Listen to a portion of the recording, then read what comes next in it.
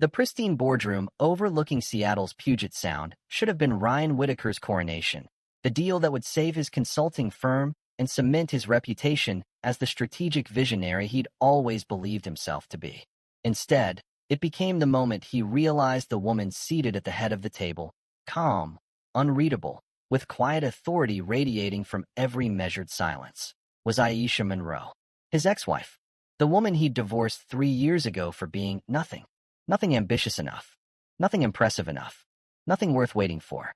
What Ryan didn't know, what none of his colleagues knew as they arranged their portfolios and rehearsed talking points about aggressive expansion and market dominance, was that the decision-maker they'd been chasing for months, the notoriously private founder who controlled infrastructure contracts across half a dozen major U.S. cities, the woman who could single-handedly rescue or destroy his firm's future, was the same person he'd dismissed as directionless while she worked late nights on community finance projects in their Oakland apartment.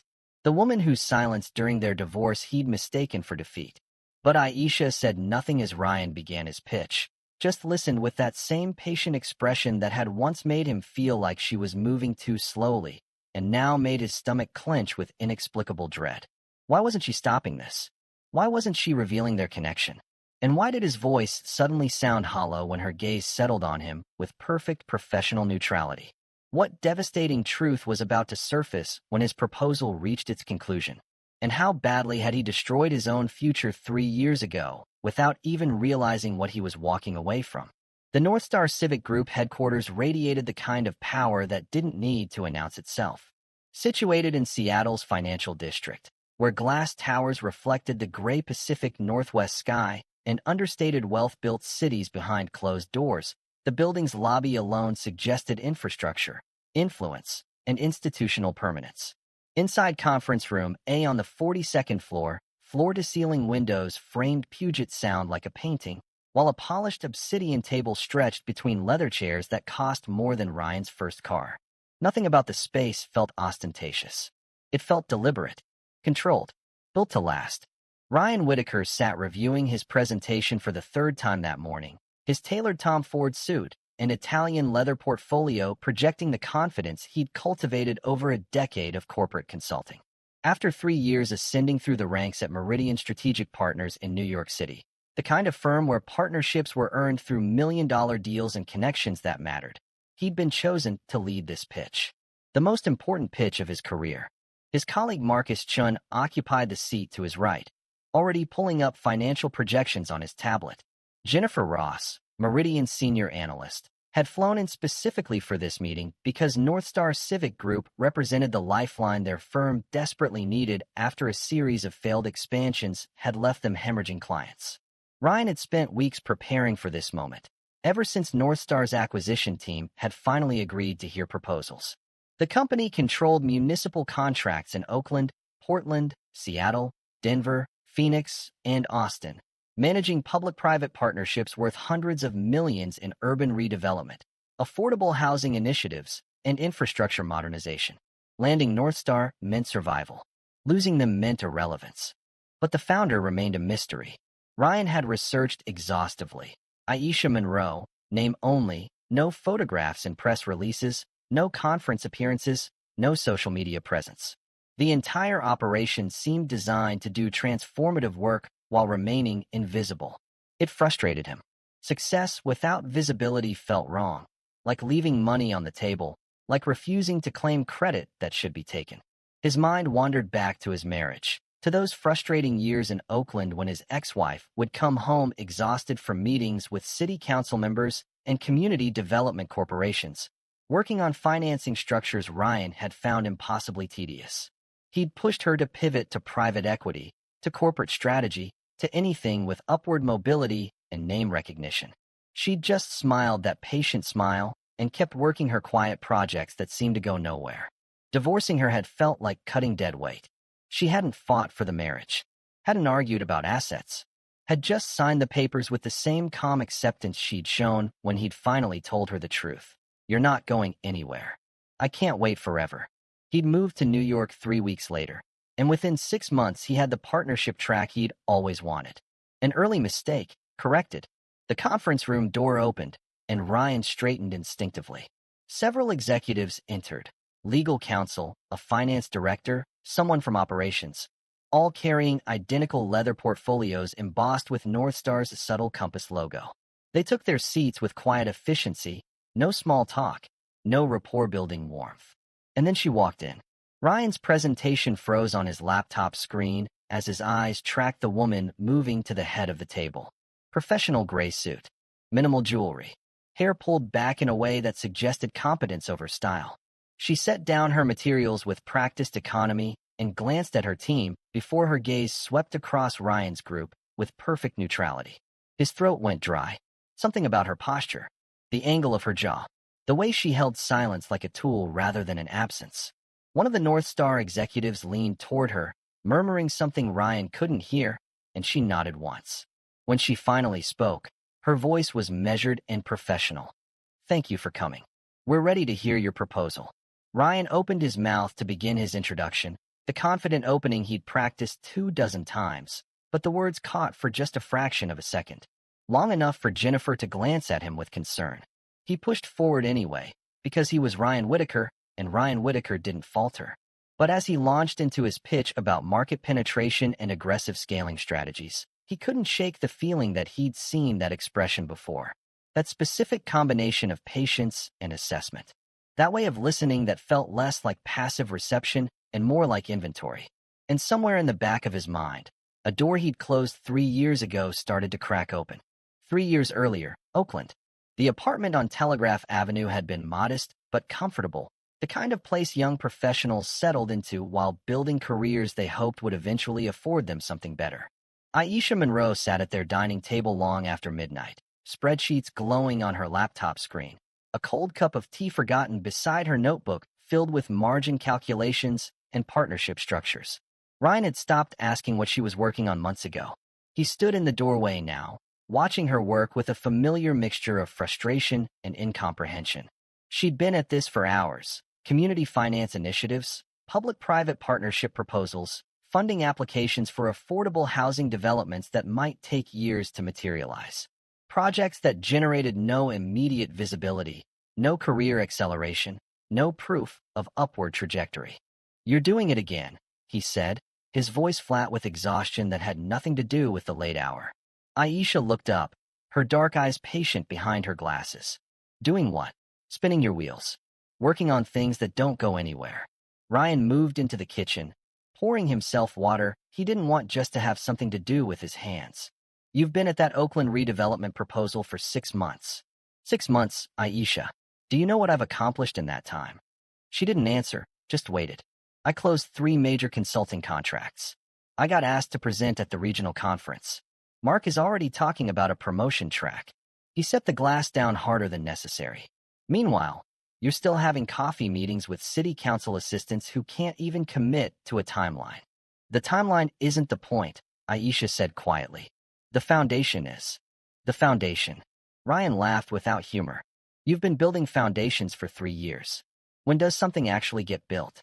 Aisha closed her laptop slowly, removing her glasses and rubbing the bridge of her nose. This conversation had been coming for months, circling closer each time Ryan returned from New York or Boston or wherever his latest consulting engagement took him. Each trip widened the gap between what he valued and what she was building. "I'm not interested in projects that extract value and move on," she said. "I'm interested in structures that last, that serve communities after the headlines fade." "That's convenient, since there are no headlines." Ryan's voice sharpened. "Do you know what people ask me at networking events? They ask what my wife does. And I have to say you work in community finance, which sounds impressive until they ask follow-up questions and realize you're basically doing nonprofit work without the nonprofit." "I'm building relationships with municipal governments, Ryan. I'm creating partnerships between public agencies and private capital that nobody sees, that nobody values, that don't advance your career or our future or anything that actually matters." The silence that followed felt different from their usual arguments. Heavier, more final. Aisha stood, moving to the window that overlooked their street. Below, Oakland's nighttime rhythms continued. Buses running late routes, corner stores still lit, the city that she'd been quietly learning to understand at the level of budgets and zoning codes and community impact assessments. You think I'm going nowhere, she said. Not a question. Ryan exhaled. I think you're capable of more than this. I think you're settling for invisible work because you're afraid of being seen, afraid of being judged, afraid of actual ambition. Or maybe I just define ambition differently than you do. Then define it for me, Aisha. Make me understand why we're living in this apartment, driving those cars, putting off everything we talked about when we got married, so you can work 80-hour weeks on projects that might happen someday if the stars align and some bureaucrat decides you're worth listening to. She turned to face him, and something in her expression had shifted. Not hardened exactly, but clarified. You want me to prove my worth on your timeline, using your metrics. And I can't do that, Ryan. I won't do that. Then what are we doing here? The question hung between them like smoke. 3 months later, they sat across from each other in a mediator's office in downtown Oakland, signing divorce papers that Aisha had barely contested. Ryan had expected more resistance, arguments about assets, negotiations about the apartment, at least some emotional confrontation about throwing away 9 years of marriage. Instead, Aisha had been calm, methodical, almost detached. You're really not going to fight this? Ryan asked as she signed the final document. Why would I fight something you've already decided? Most people would. Most people would at least try to, I don't know, prove me wrong. Show me what I'm giving up. Aisha looked at him with something that might have been pity or might have been relief. I don't need to prove anything to you, Ryan. I never did. She stood, gathering her copy of the paperwork, and paused at the door. I hope you find what you're looking for in New York. I really do. Then she was gone, and Ryan was left with the strange, hollow sensation of winning an argument he'd somehow lost. What Ryan didn't see, because he'd already moved to Manhattan by then, was Aisha doubling down, working longer hours, securing her first major public-private partnership with Portland's Housing Authority, landing a meeting with Seattle's Infrastructure Committee, building Northstar Civic Group one quiet agreement at a time, assembling a network of municipal contracts and community development projects that generated no press releases but commanded serious institutional respect. She'd hired strategically, moved deliberately, let her work speak in the language of results rather than announcements. And when Seattle's mayor had privately asked her firm to help structure a billion-dollar infrastructure modernization program, Aisha had accepted without posting about it on LinkedIn. Now, 3 years later, Ryan stood in that Seattle boardroom, his voice confident and practiced as he launched into his pitch.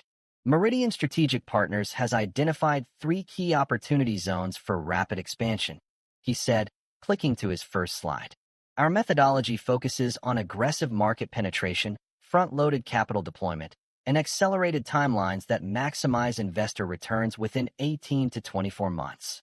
He was in his element now, the nervousness from earlier fading as muscle memory took over. This was what he did. This was what he was good at. Selling vision, projecting confidence, making growth sound inevitable. We believe Northstar's current approach, while stable, leaves significant value on the table by prioritizing community approval processes and extended development timelines. Our proposal streamlines these bottlenecks through. Excuse me. Ryan paused, finger hovering over his laptop trackpad. The woman at the head of the table leaned forward slightly. One of her executives had just whispered something to her, using a phrase Ryan couldn't quite catch. Mr. Chun, she said, addressing Marcus without looking at Ryan. Could you clarify your firm's track record with municipal partnerships specifically? Marcus straightened. Of course, Founder Monroe. We've worked with several. Ryan's brain stuttered on 2 words. Founder Monroe. His eyes snapped to the woman's face, really looking at her now instead of just registering professional presence. The shape of her eyes, the set of her shoulders, the way she held her pen like she was taking inventory rather than notes. Oh God. Aisha's gaze met his for the first time since the meeting began, and her expression didn't change at all. No recognition, no acknowledgement, just patient, professional assessment. Ryan's throat closed. His next slide appeared on screen, but he couldn't remember what he'd planned to say about it. The words on the projection looked foreign suddenly, like someone else had written them. Marcus was still talking, walking through their municipal experience, but Ryan barely heard him. His pulse hammered in his ears as 3 years of carefully constructed narrative collapsed into a single, impossible moment. The woman he'd divorced for going nowhere was sitting at the head of the table, as the founder of the company that controlled his entire future. Ryan's mouth felt like sandpaper as he tried to find his rhythm again. Around him, the boardroom continued exactly as before, Marcus finishing his response, Jennifer making notes, Northstar's executives listening with professional neutrality. But Ryan's internal calibration had shattered completely. Aisha. His ex-wife was Aisha Monroe. Was Founder Monroe. Was the notoriously private decision-maker he'd spent weeks researching without ever finding a photograph, a profile, a single piece of publicly available information beyond her name. Because she'd built her empire exactly the way she'd built everything else. Quietly, deliberately, without requiring anyone's permission or approval. Mr. Whitaker? Jennifer's voice cut through his paralysis. Did you want to continue with the expansion timeline? Ryan blinked, forcing himself back to the presentation. He had to push through this. Had to compartmentalize. This was his career. His firm's survival. Personal history didn't matter in a professional setting. Aisha couldn't, let their divorce influence a business decision of this magnitude. Yes, he managed, his voice slightly hoarse. Sorry, the expansion timeline.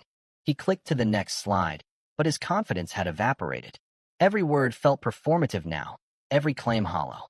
He heard himself talking about market dominance and accelerated growth trajectories, and all he could think was that he'd said similar things to Aisha 3 years ago, had used the same language to explain why her approach was too slow, too invisible, too nothing.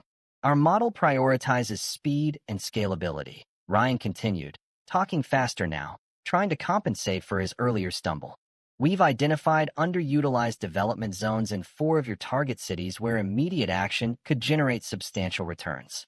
The key is moving quickly, before community resistance can organize or regulatory frameworks become entrenched. He was overcompensating. He knew it. But he couldn't stop himself from leaning harder into the aggressive expansion narrative, as if volume and conviction could override the fact that he was pitching his philosophy of visible, rapid success to a woman who'd proven him catastrophically wrong by succeeding in exactly the opposite way. Aisha had remained silent throughout his presentation, letting Marcus and Jennifer handle the technical questions from her team. But now she set down her pen with deliberate precision, and the small sound pulled every eye in the room to her. Mr. Whitaker, she said, her voice calm and measured. You mentioned moving quickly before community resistance can organize. Can you walk me through how your firm approaches community displacement in accelerated development scenarios? The question landed like a scalpel. Of course we conduct impact assessments, Ryan said, but he was already losing ground. Standard protocols for relocation assistance and standard protocols. Aisha's repetition wasn't mocking. It was clarifying. And in your Denver project from last year, the one you cited as a success story, how many families were displaced, and where did they relocate to? Ryan's mind went blank. He'd known that data once, had probably even included it in some appendix, but right now he couldn't access it. Couldn't remember if it had been 40 families or 400. I'd have to reference the specific. 47 families, Aisha said quietly, relocated to neighborhoods with worse school districts, longer commute times, and higher crime rates. Your project generated excellent returns for investors and left a permanent scar on a community that had been stable for 3 generations. The room had gone very still. With respect, Founder Monroe, Ryan said, his voice tightening. Development inherently requires trade-offs. You can't transform urban infrastructure without considering who pays the actual cost. Aisha's tone remained perfectly professional, but her questions kept landing with surgical precision. Your proposal emphasizes front-loaded capital deployment and 18-month turnarounds. In your experience, is 18 months enough time to build affordable housing units to replace the ones demolished?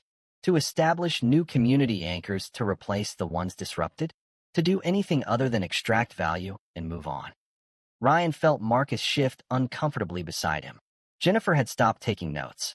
Our model creates economic growth that benefits entire regions, Ryan said. But he could hear how defensive he sounded. How hollow. Economic growth measured how? Aisha leaned back in her chair. GDP increase, property values, investment returns, or actual improvement in quality of life for the people who already live there?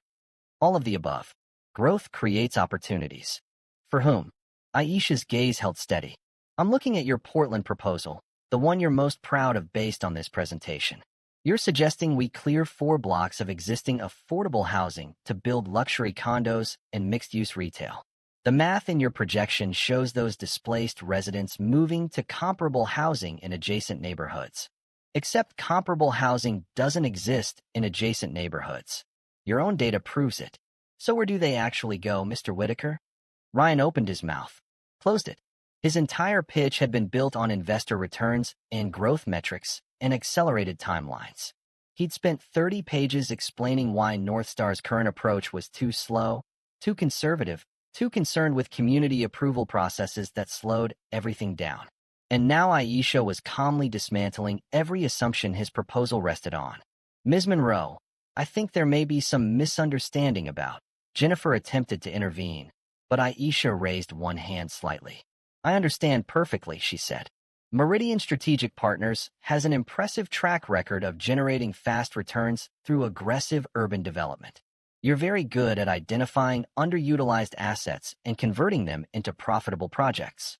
What you're not good at, what you've never been good at, is building anything that lasts once the investors exit. The words landed with quiet finality. Ryan's presentation sat frozen on the screen behind him, 30 pages of projections and growth curves and promises that suddenly looked exactly like what they were. Extraction dressed up as progress. Aisha stood, and her entire team immediately mirrored her movement. Thank you for your time and effort in preparing this proposal, she said, her voice carrying the formal courtesy of decisions already made. We appreciate Meridian's interest in partnering with Northstar Civic Group. However, we're going to move forward with another firm whose approach better aligns with our long-term community investment model. The silence that followed felt like falling. We haven't even discussed alternative structures, Ryan said, hearing the desperation in his own voice. If the timeline is a concern, we can adjust. It's not the timeline, Mr. Whitaker. Aisha gathered her materials with the same practiced efficiency she'd shown entering the room. It's the philosophy. Your firm sees cities as assets to be optimized for return on investment. Northstar sees cities as ecosystems that require patient capital and genuine community partnership. Those aren't differences we can reconcile with timeline adjustments. She moved toward the door, and her team followed in quiet formation. At the threshold, she paused and looked back at Ryan with an expression he couldn't quite read. I wish you the best with your future endeavors, she said. Then she was gone, leaving Ryan standing in front of his frozen presentation, watching the most important deal of his career evaporate in real time. Marcus and Jennifer sat in stunned silence. Outside the floor-to-ceiling windows, Seattle continued its morning rhythms, indifferent to the fact that Ryan Whitaker's entire professional trajectory had just fractured along fault lines he'd never known existed.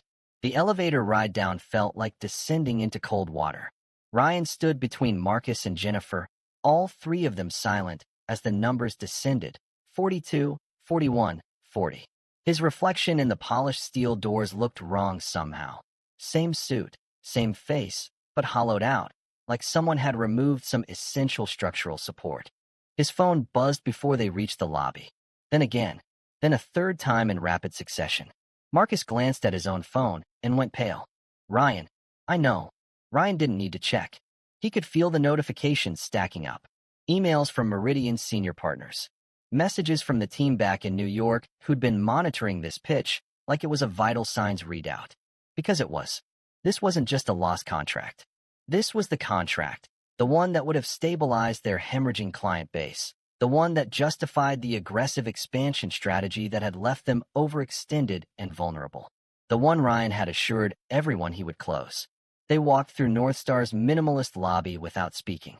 Outside, Seattle's financial district hummed with mid-morning energy. People conducting business, closing deals, building futures that weren't currently collapsing. I'm going to make some calls, Jennifer said quietly, already stepping away to find privacy. Marcus followed, leaving Ryan standing alone on the sidewalk. He should call the partners. Should start damage control. Should begin constructing the narrative that would explain how he'd walked into the most important pitch of his career and failed to recognize his own ex-wife until halfway through. But his hands felt numb. All those years ago, when he'd signed the divorce papers and moved to New York, He genuinely believed he was making a rational decision, cutting losses, investing in his own future rather than waiting indefinitely for Aisha to finally realize her potential. She'd been so patient, so maddeningly calm about her slow-building community finance work, and he'd been so certain that patience was just another word for fear. He'd thought he was leaving behind someone who would always be nothing. Instead, he'd left behind someone who was building something he couldn't see because he'd never learned to look for power that didn't announce itself. Ryan.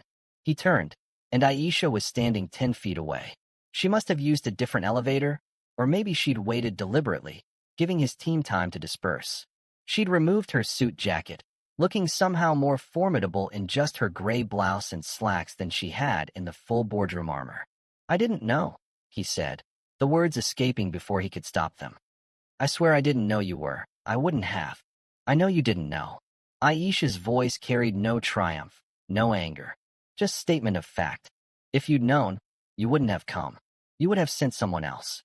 "I need to explain." "You don't." She took a step closer, and Ryan resisted the urge to step back. "Ryan, I'm not angry at you. I wasn't angry 3 years ago, and I'm not angry now. You needed to leave. Our marriage had become impossible, not because either of us was wrong, but because we were building incompatible futures."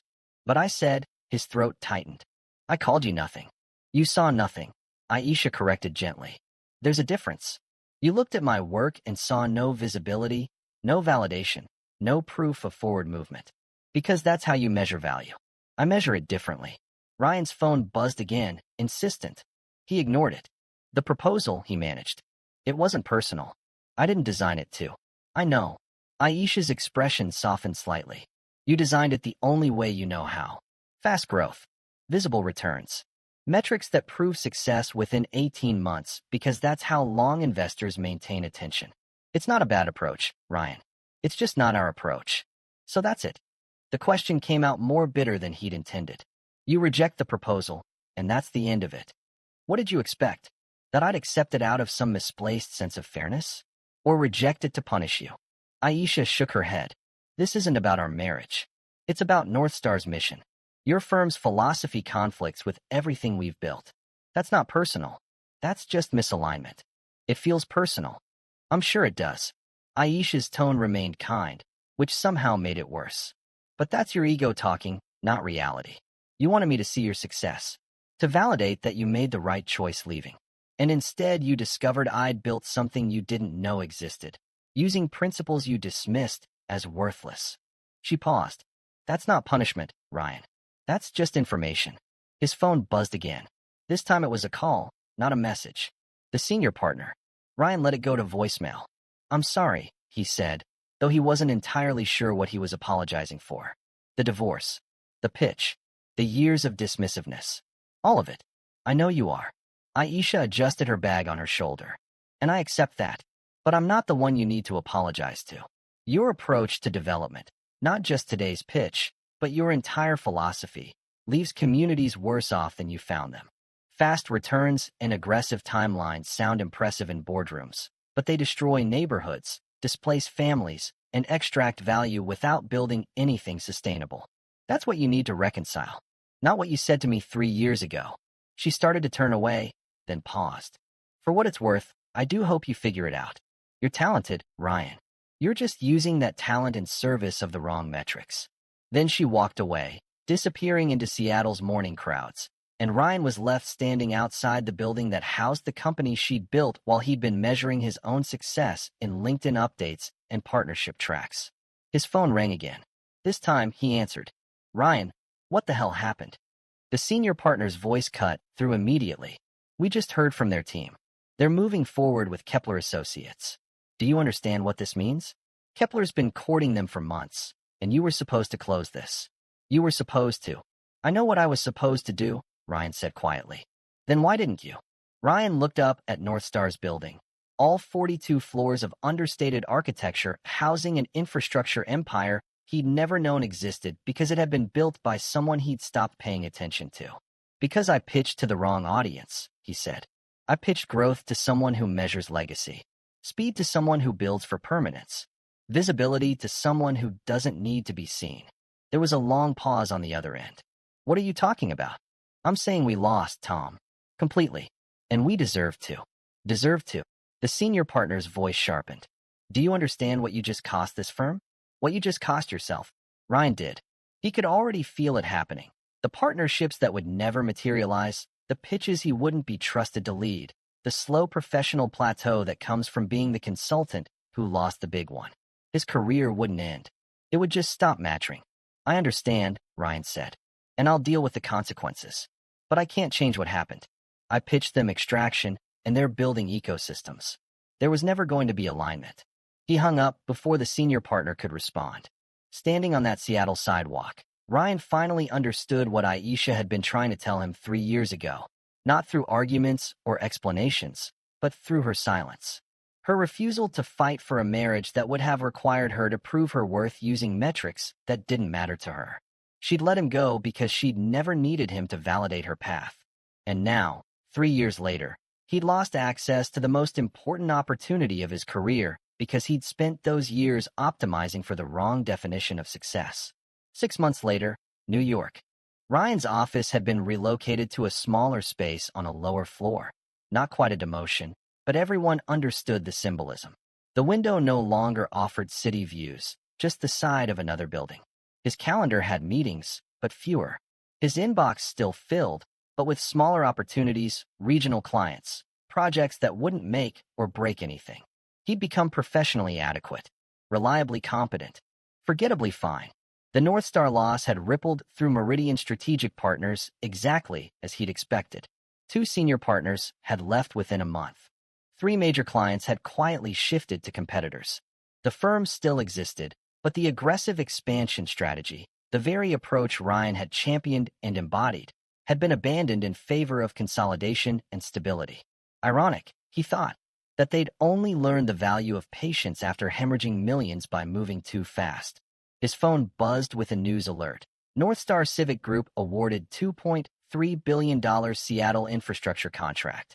Ryan opened the article, seeing Aisha's name mentioned throughout, but no photograph, no direct quotes. Nothing that suggested she'd sought credit for fundamentally reshaping how 6 major cities approached urban development.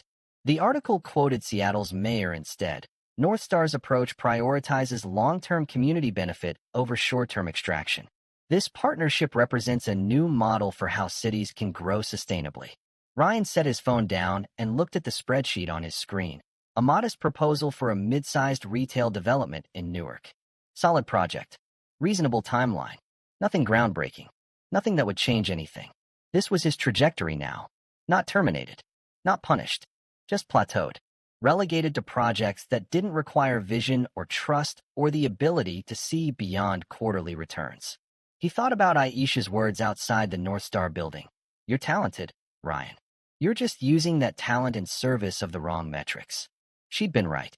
He'd spent his entire career optimizing for visibility, for rapid advancement, for proof that he was succeeding in ways other people could immediately recognize and validate. He'd measured his worth in job titles and portfolio growth, and how quickly he could climb ladders that led to places that didn't actually matter. And when he'd looked at Aisha working late nights on community finance projects, he'd seen nothing because he'd been looking for the wrong things. She hadn't been stagnating. She'd been building foundations that would outlast any quarterly earnings report, creating partnerships that served communities after the consultants went home, assembling an infrastructure empire so quietly that the most aggressive researcher couldn't find her photograph because she'd never needed public validation in the first place. Ryan had divorced patience, depth, and quiet power. And by the time he'd finally understood what he'd walked away from, she'd already built something he could never access again. His office phone rang. Newark project, probably.